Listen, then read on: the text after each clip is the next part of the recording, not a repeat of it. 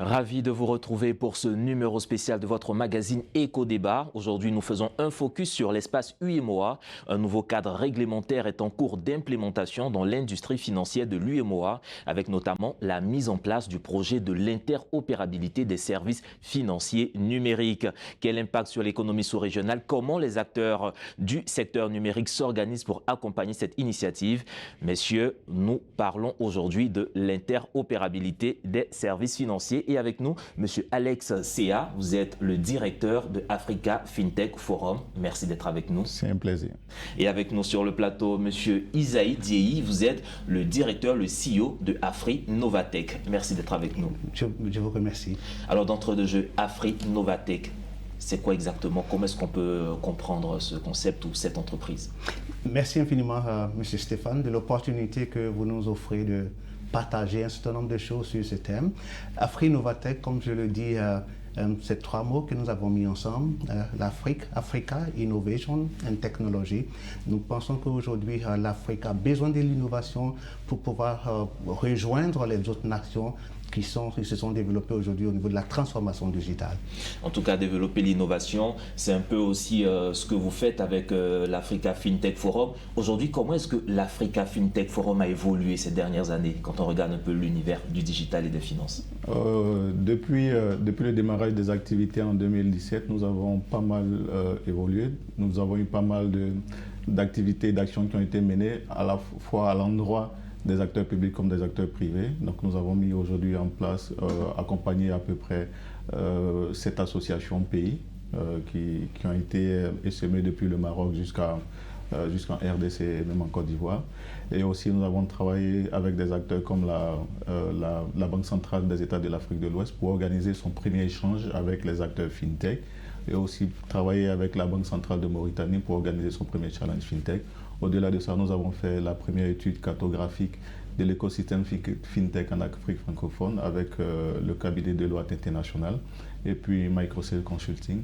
Et nous avons organisé pas mal d'activités, des forums, des conférences, des formations à l'endroit des écosystèmes FinTech et accompagné certains acteurs dans la levée de fonds. Donc je dirais que nous avons eu pas mal d'actions qui ont été menées depuis 2017 à ce jour et c'est pour le bonheur de l'écosystème FinTech et surtout pour promouvoir, pour accompagner l'inclusion financière en Afrique. Justement, vous parlez de cet univers FinTech depuis toutes ces années. Quelle évolution on note aujourd'hui quand on vous entend? On se dit tout est rose. Aujourd'hui, l'Afrique est arrivée à maturité au niveau de FinTech. On s'en trouve à quel point? Très bien. Je pense que des choses sont en mouvement. Nous avons de l'espérance que les choses se passent bien. Toutefois, est-ce que nous sommes là où nous devons être aujourd'hui? La question est tout à fait non. Et c'est pourquoi nous devons continuer encore à faire pour pouvoir innover, pour pouvoir donc permettre que l'innovation impacte la vie quotidienne de tout un chacun dans les transactions, dans les activités que nous faisons. Et justement, au niveau de ces transactions, on a vu que la Banque centrale des États d'Afrique de l'Ouest, la BCAO, a entamé depuis quelque temps une série de rencontres avec les experts du secteur financier, les experts du secteur numérique, pour convenir d'un cadre réglementaire. Pourquoi est-ce maintenant? Quels sont les enjeux de ce cadre réglementaire que la Banque centrale veut mettre en place maintenant? Les enjeux de ce cadre réglementaire, bien sûr, sont ceux que poursuit la Banque centrale en tant qu'institution de régulation du secteur financier. C'est notamment la modernisation du système financier, la stabilité financière et puis bien sûr la diversité des services financiers pour permettre aux populations d'avoir accès à ces services financiers-là et surtout favoriser l'inclusion financière. Pourquoi maintenant? Je dirais que la Banque centrale a pris le temps de réfléchir. C'était une démarche incrémentale. Elle a d'abord laissé faire les acteurs proposer des solutions pour attaquer le marché, interagir avec le marché dans la proposition de valeur. Et je pense qu'après réflexion, après toutes les séances d'échange de travail que la Banque centrale a eu avec les acteurs de l'écosystème, que ce soit les fintech, que ce soit les banques, que ce soit même les bailleurs, les banques de développement, le temps pour la Banque centrale, on l'avait demandé depuis, est arrivé d'accompagner, de mettre en place ce nouveau cadre réglementaire. Et tout ce qu'on espère, c'est que ce cadre réglementaire puisse favoriser véritablement l'innovation, accompagner l'innovation et surtout être pour le bonheur de nos populations et pas pour une partie des acteurs de l'industrie financière. Alors je me tourne vers vous, M. Esaïe. Quand on regarde un peu ce cadre réglementaire, vous qui êtes dans le conseil, vous accompagnez les agences gouvernementales, est-ce qu'un tel cadre réglementaire va s'appliquer à tous les États de la même manière, en tout cas au niveau de l'espace UEMOA, ou bien chaque pays va après adapter ce cadre-là à sa spécificité? Merci beaucoup, M. Stéphane. Et déjà, je félicite, je dirais, les efforts du régulateur de mettre en place un cadre qui va donc favoriser, je dirais, la dynamique de notre économie. Et quand on est dans un pays, dans un groupe où nous avons près de 8 entités, c'est pas évident. J'ai eu donc à participer, par exemple, à la mise en place du GIM UEMOA, qui concerne donc les cartes bancaires, et je peux vous dire que c'est pas évident. Et donc quand on regarde les efforts donc, du régulateur, on est déjà content. Oui, il y a des choses à faire. Concernant votre question, la BCAO ou la Commission bancaire a un regard, je dirais, global de l'ensemble, parce que c'est pas évident donc d'isoler un pays et donc favoriser un autre. Et donc ce cadre réglementaire va donc prendre en compte tous les besoins des États de façon harmonieuse pour que, comme a dit Alex, pour que l'innovation soit dans tous les pays de façon unanime et que cela puisse propulser nos économies à travers donc, ces régulations qui vont donc être favorables.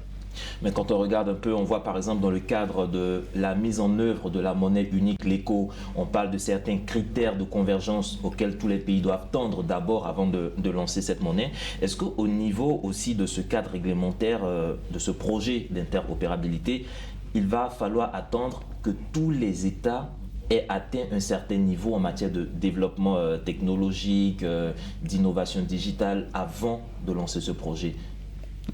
Ce que je crois, c'est que la Banque centrale, de par son rôle de gendarme du système financier dans la zone UEMOA, donc a le mandat de pouvoir travailler à une harmonisation réglementaire dans la zone. Donc tous les projets, toutes les instructions que prend la BCAO, que met en œuvre la BCAO, ont tendance à s'appliquer dans toute la zone UEMOA.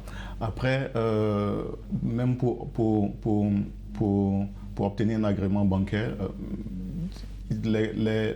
l'obtenir pour un pays dans un pays t'impose de le redemander pour un autre pays. Donc cela ne vaut pas autant pour tous les pays de la zone UEMOA. Ainsi, ce sera pour ce qui concerne les agréments au niveau des fintech, l'agrément par rapport l'agrément de fournisseur de paiement, de services de paiement. Donc éventuellement que les fintech auront l'obligation, si elles font une demande en Côte d'Ivoire par exemple, et qu'elles veulent opérer au Sénégal, de refaire une autre demande. Donc après, il y a des spécificités par État pour ce qui concerne la création d'une entité, d'une entreprise. Et je pense que c'est ce qui fera la différence. Même pour obtenir les agréments, les licences auprès de la BCAO, je pense que l'obtenir dans un pays peut te permettre d'opérer facilement dans un autre pays. C'est l'une de nos doléances, évidemment, qu'on puisse avoir une licence unique. Si tu l'obtiens et que tu veux démarrer tes activités en Côte d'Ivoire, tu peux démarrer tes activités ici et puis après commencer à opérer au Sénégal ou au Togo sans forcément avoir besoin de refaire nos demandes auprès des autorités monétaires locales ou auprès des autorités politiques locales. Alors, est-ce que justement l'interopérabilité vient résoudre ce fait-là? Et d'ailleurs, permettez-moi, M. Esaïe, c'est quoi exactement l'interopérabilité? Comment on peut comprendre ce concept de manière plus simple? Très bien, et juste pour compléter un élément sur lequel il a dit tout à l'heure, la technologie n'est pas le problème aujourd'hui. L'interopérabilité repose sur donc, des architectures qui existent. D'autres pays l'ont déjà fait. Vous avez le Canada avec Interac, qui est aujourd'hui disponible. Vous avez le Nigeria avec NIP. Donc les technologies existent. C'est une question donc de vouloir aller et d'avoir le mindset de la rapidité du start-up. Maintenant, c'est quoi l'interopérabilité? Je vous donne un exemple. Il est 16 heures. Les banques sont fermées.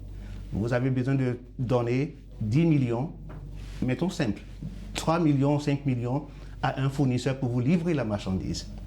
Qu'est-ce que vous faites? Vous êtes obligé d'attendre le lendemain. C'est une perte d'activité. À partir donc des 16 heures, l'économie formelle est au ralenti. Et donc, l'interopérabilité permettra donc d'avoir une économie qui tourne 24 heures sur 24. Imaginez le potentiel que cela va avoir sur les échanges, sur le GDP, sur la croissance de l'économie. Donc, l'interopérabilité, c'est que vous m'appelez à 20 heures, Monsieur Dier, j'ai besoin donc de 50 000.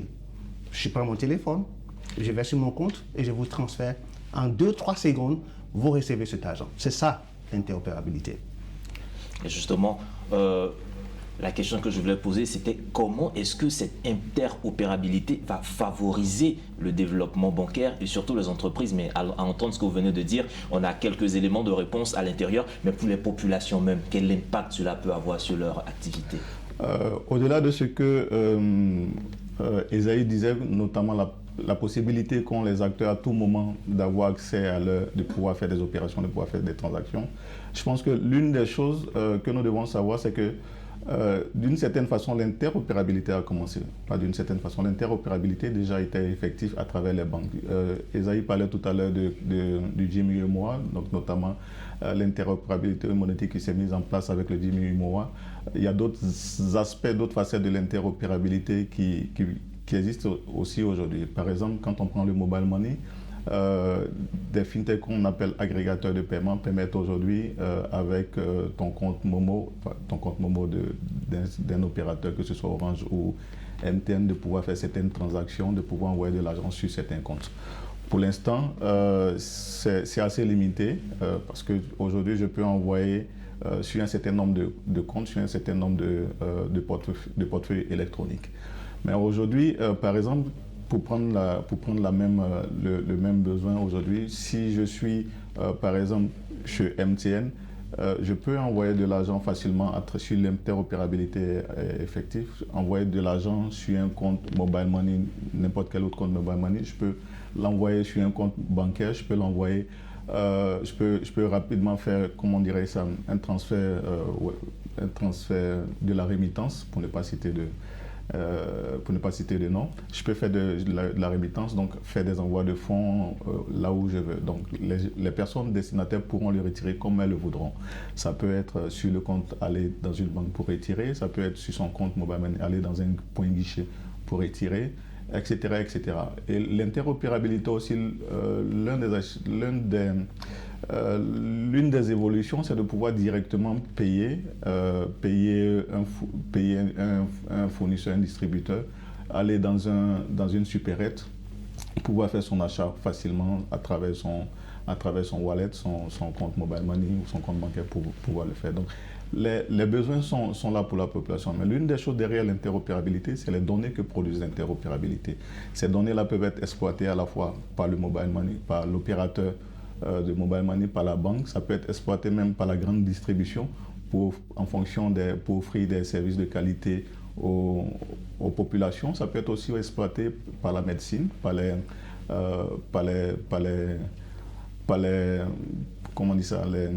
grandes officines, les polytechniques qui peuvent utiliser les données de leurs clients, les données de leurs patients pour leur offrir des services de qualité. Là, les systèmes, ça va au-delà de juste l'aspect ouverture des systèmes de mobile money, mais c'est vraiment, ce sera atteindre une interopérabilité assez inclusive qui permettent à tous les systèmes de communiquer. Alors, vous parlez de données personnelles. Ce qui me retient, c'est vrai que cela va favoriser sans doute une certaine inclusion, mais quand on parle de données, est-ce que derrière la question de la cybersécurité, comment est-ce qu'on arrive à régler ce problème-là avec l'interopérabilité ou au niveau de l'interopérabilité des systèmes financiers? Très bien. Je pense qu'aujourd'hui, nous sommes dans une économie des données. On parle de big data. On parle de data analytics. Ces données vont nous permettre donc comme il a si bien dit, de faire des analyses, d'avoir des insights pour pouvoir donc prendre des décisions, que ce soit au niveau donc de l'État, au niveau donc du régulateur et même des banques et des différents acteurs que Alex a bien voulu citer tout à l'heure. Mais et l'interopérabilité fait partie donc de ce qu'on appelle la transformation digitale, c'est une nouvelle façon avec laquelle les banques vont désormais composer. Et donc, qu'est-ce qu'il faut faire pour bien protéger les données des clients? Parce que la cybersécurité, c'est quoi? c'est qu'il y a des gens qui sont assis quelque part, qui utilisent maintenant l'intelligence artificielle pour soutirer des informations capitales concernant votre vie, concernant votre compte, concernant n'importe quelle information, et donc monétiser. Et donc, il est question maintenant que les systèmes financiers qui vont donc gérer l'interopérabilité mettre en place des solutions pour la protection des données et donc des solutions cybersecurity. Ça doit être important. Dernière chose, c'est que l'interopérabilité aura des avantages et des inconvénients. Les banques aujourd'hui qui n'offrent pas une qualité de service à leurs clients vont perdre ces clients overnight. Parce que l'interopérabilité, comme je vous dis, ça veut dire que la banque fonctionne 24/24. Donc, si à minuit, quelqu'un est en train de faire une transaction et que la banque ne protège pas les données, ça peut être des problèmes. Il faut donc des solutions de cybersécurité pour protéger les banques à ce niveau et tous les acteurs qui sont dans ce système. Donc, résolument. Pour juste embrayer le pas sur la question de la cybersécurité, l'interopérabilité, justement, va s'accompagner de nouvelles menaces. Donc, il y a de nouvelles menaces informatiques qui vont naître. Il y a de nouveaux gangsters ou délinquants informatiques qui vont apparaître, qui vont chercher certaines failles. L'une des choses sur lesquelles nous devons travailler, surtout en Afrique, c'est justement de pouvoir mettre la question de la sécurité informatique au cœur de nos stratégies, que ce soit au niveau national. Il y a des pays en Afrique, et même des pays qui sont voisins, qui ont des agences dédiées à la cybersécurité. Parce que c'est un enjeu stratégique pour nos économies, c'est un enjeu de défense pour nos pays. Parce que, mine de rien, si les données de nos populations, si nos données économiques sont hackées, c'est une grosse défaillance, c'est un gros manque à gagner pour nos économies, c'est un gros manque à gagner pour nos industries. Donc évidemment que nous devons travailler en même temps que nous promouvons l'interopérabilité, que nous travaillons sur l'interopérabilité, faire la sensibilisation des populations, faire la sensibilisation de tous les acteurs, les corporates, tous ceux qui interviennent, les régulateurs, sur cette question-là qui est très essentielle pour pouvoir réussir l'interopérabilité. Alors moi, c'est une question d'emploi. Quand j'entends tout ce potentiel qui s'ouvre sur le secteur financier, qui s'ouvre à l'Afrique, est-ce qu'aujourd'hui, avec la mise en œuvre de l'interopérabilité, cette facilitation qui arrive, est-ce qu'on a de nouveaux emplois qui vont se créer ou bien au contraire, tout sera tellement digitalisé que ça va résorber en grippe, ça va tuer encore certains emplois? Belle transition, M. Stéphane, et je vous donne un cas concret. Il faut apprendre des économies qui marchent bien. J'étais donc à Singapour où j'ai assisté à des forums. Vous avez aujourd'hui Singapour qui a donc décidé de former 10 000 personnes. 10 000 personnes dans la cybersécurité. Un pays de 5 millions d'habitants. C'est pour dire que ça fait donc de la création d'emplois. Et donc, l'interopérabilité va avoir un impact sur l'innovation, sur les startups et donc la création d'emplois. Imaginez-vous aujourd'hui une startup qui a accès facilement donc à l'outil interopérabilité, va avoir accès à plusieurs clients et donc pour développer ces applications, ces startups va donc embaucher et donc former. Et donc je peux vous dire que c'est un catalyseur qui va donc décupler les efforts de nos autorités. Aujourd'hui, la création d'emplois est très importante et l'innovation, l'interopérabilité et les cybersecurity sont des opportunités pour accompagner à la création d'emplois. Et vous justement qui accompagnez, je le répète toujours, qui accompagnez les agences gouvernementales, qui accompagnez les startups, quand vous regardez un peu le train d'évolution, comment est-ce que vous pouvez apprécier l'évolution de la Côte d'Ivoire? Très bien. Je pense que nous pouvons être satisfaits des actes qui sont posés actuellement. Comme j'ai dit, nous avons un nouveau ministère qui est en charge dédié à la transition numérique et à la digitalisation. Vous avez une nouvelle loi portant sur l'acte des startups. Vous avez donc l'association des fintech en Côte d'Ivoire. Vous avez également donc la Fondation Jeunesse Numérique. Oui, des actions sont en cours, mais j'aime toujours à comparer aux autres pays. Si vous regardez aujourd'hui en Afrique, est-ce que la Côte d'Ivoire fait partie donc de ce qu'on appelle les Startup Nations? Vous avez 4 aujourd'hui en Afrique. Vous avez le Kenya, vous avez l'Afrique du Sud, vous avez le Nigeria et l'Égypte, que des pays franco-anglophones.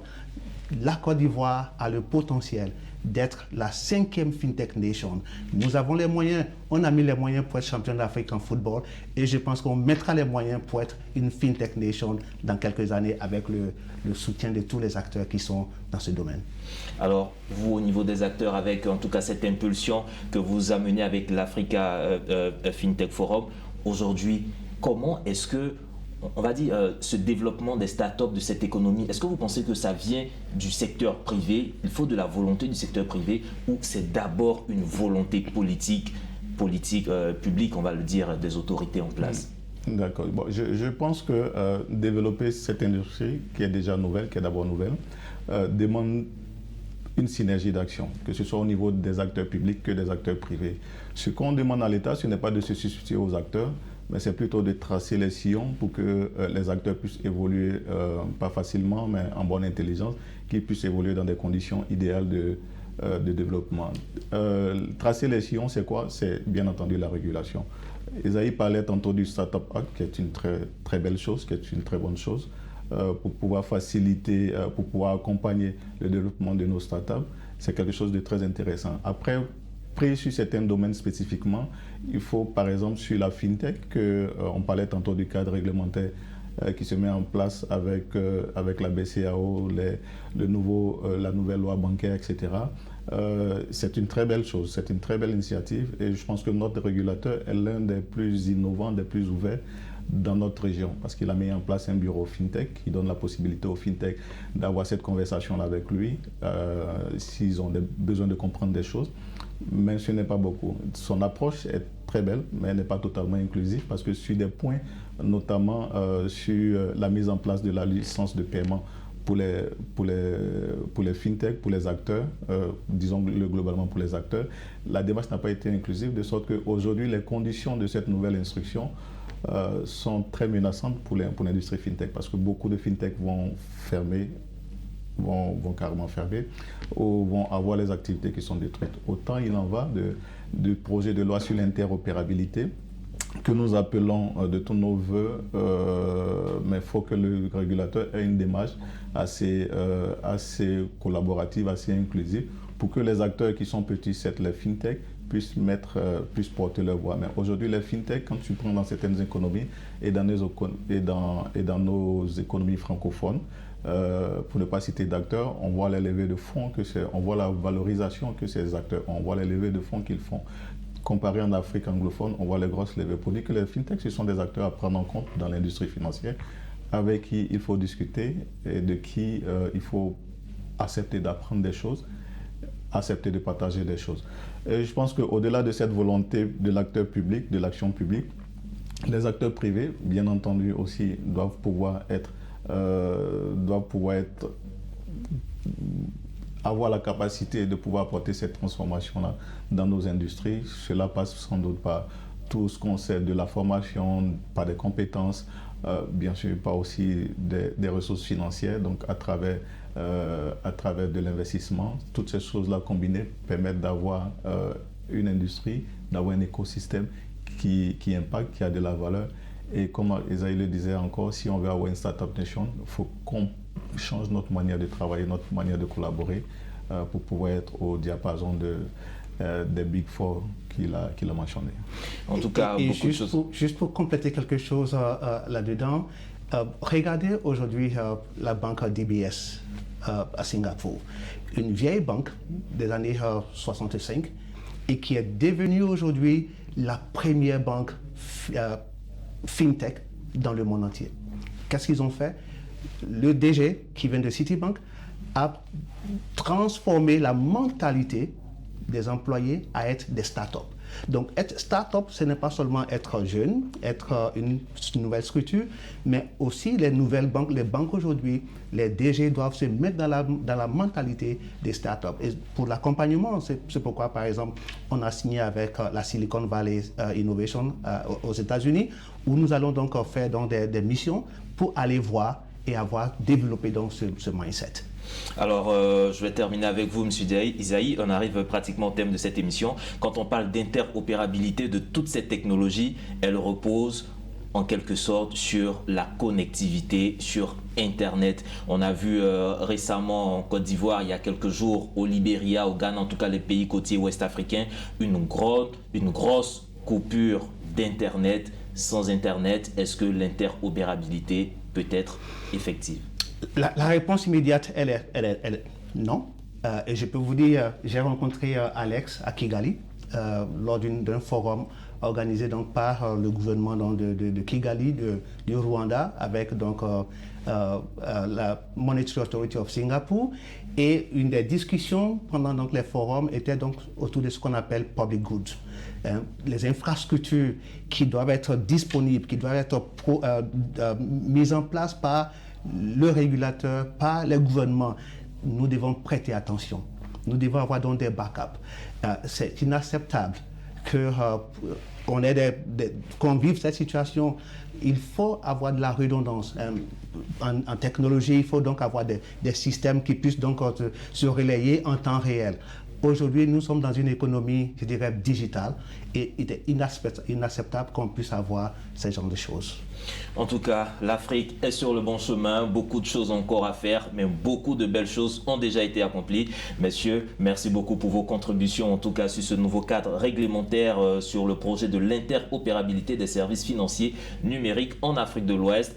Mesdames et messieurs, c'est ici que se termine cette émission. Vous pouvez la retrouver sur notre site internet www.mediantv.com. Agréable suite au programme sur nos antennes.